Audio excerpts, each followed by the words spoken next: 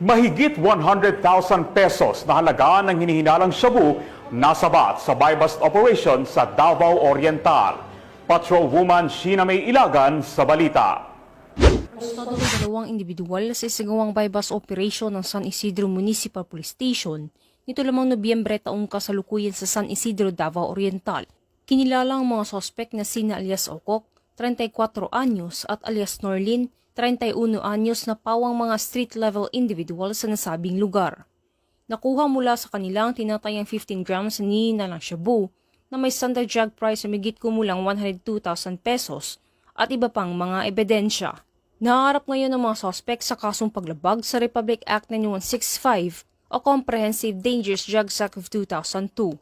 Samantala, ang Police Regional Office 11 ay patuloy na pinapaigting ang laban kontra kriminalidad alin sa kampanya ng Bagong Pilipinas ng panatiling kapayapaan at kaayusan tungo sa pagsulong ng bansa.